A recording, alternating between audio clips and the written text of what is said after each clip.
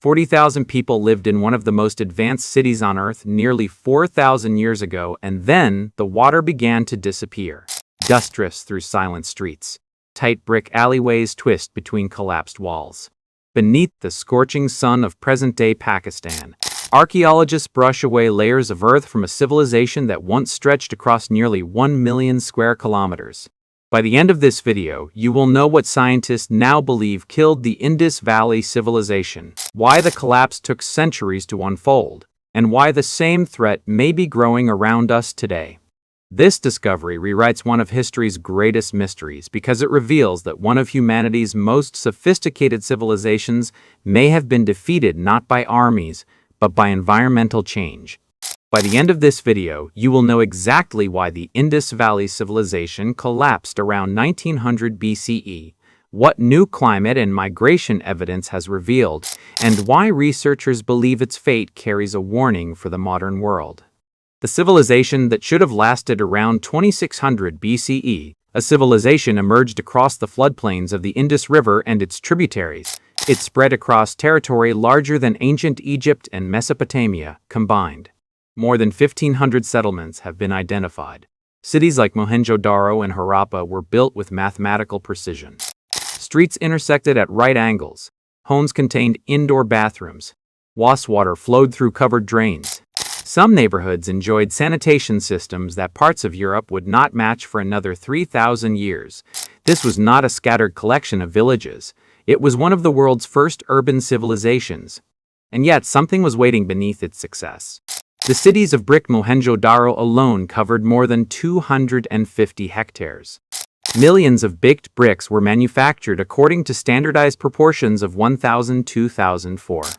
Merchants traded with Mesopotamia over distances exceeding 2,000 kilometers. Craftsmen produced jewelry from carnelian, copper, and gold. Farmers cultivated wheat, barley, and cotton on a scale that supported hundreds of thousands of people. For nearly 700 years, the system worked. Generation after generation inherited stable cities, stable trade, and stable food supplies. Then the pattern began to break. The mystery begins.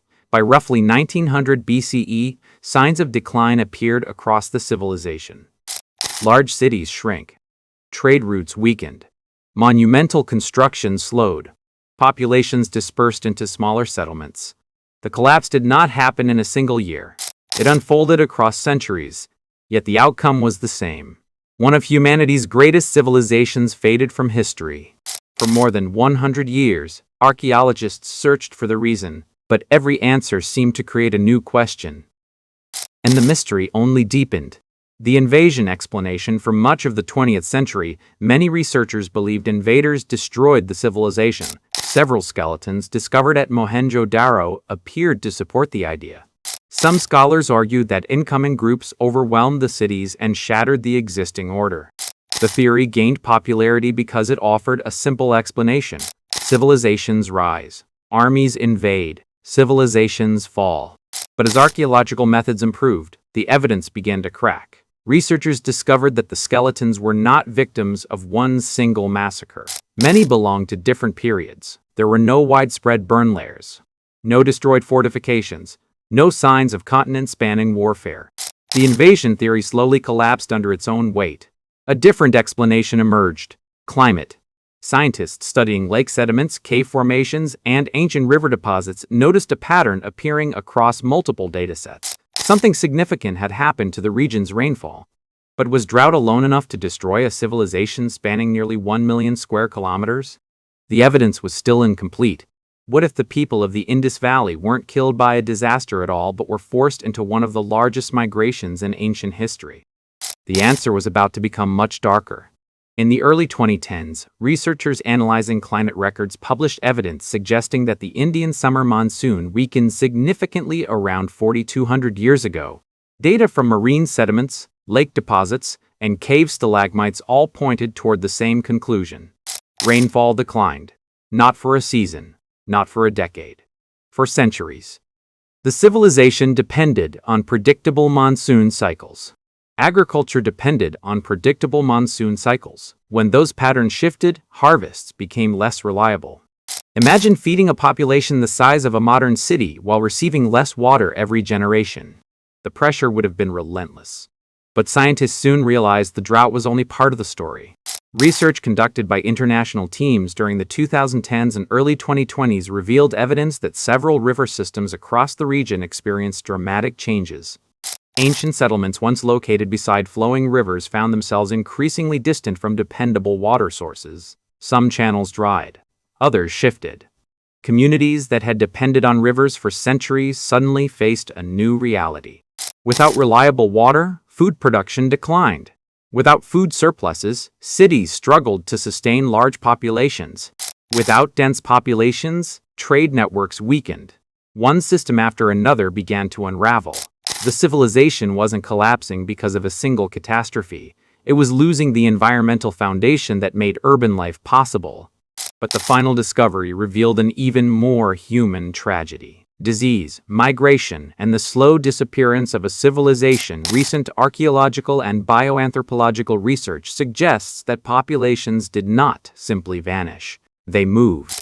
Excavations show evidence of migration toward regions receiving more dependable rainfall, particularly eastward into the Ganges Basin. At the same time, researchers examining human remains identified signs of increased physiological stress. Malnutrition indicators became more common. Evidence suggests communities were facing worsening living conditions. Crowded populations under environmental pressure create ideal conditions for disease transmission. Food shortages weaken immune systems. Migration spreads populations across unfamiliar territories. While scientists continue debating the exact role of disease, many researchers now believe environmental stress, population movement, and health challenges work together as a cascading crisis. Not one killer, several.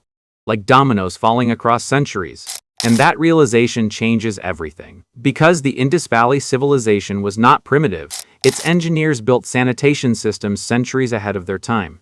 Its merchants managed trade routes stretching thousands of kilometers. Its cities housed tens of thousands of people. Yet none of those achievements could stop a changing environment. The terrifying part is not that the civilization collapsed.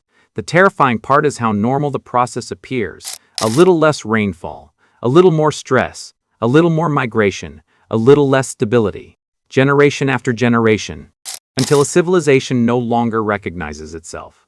And if that pattern sounds familiar, it should.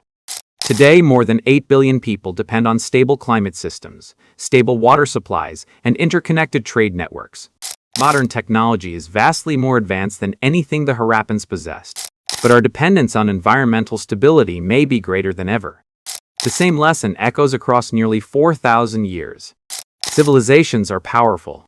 Nature is larger. And that may be the most unsettling discovery of all.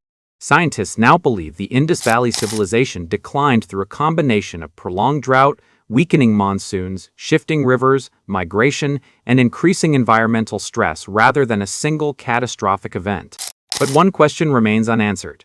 If millions of people gradually left the great cities, how much of their culture survives in the traditions, languages, and populations of South Asia today? Share your theory in the comments. Click the next video on your screen for another discovery that will leave you questioning everything.